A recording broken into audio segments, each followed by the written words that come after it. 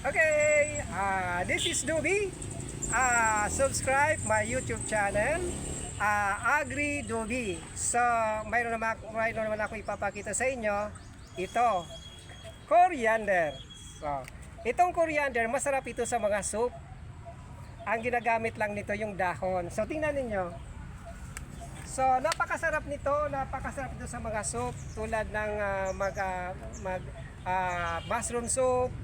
Mabango ang kanyang amoy, tapos once na naghiko ka ng sabaw nito, napakasarap at saka may beneficial siya sa ating health. So kung gusto niyo mas marami siyang dahon, magtanim kayo ng coriander sa paso lang. Tingnan niyo ang ganda ng tubo niya. So ang combination ng mixture ng soil niya is carbonized rice hull, garden soil at saka CRX ito.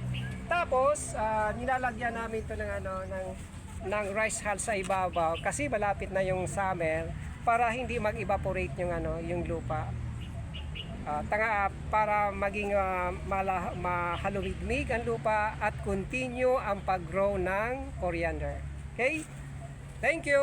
Hanggang sa susunod, subscribe my YouTube channel Agri Doby sa mga new technology about sa agriculture. That's all.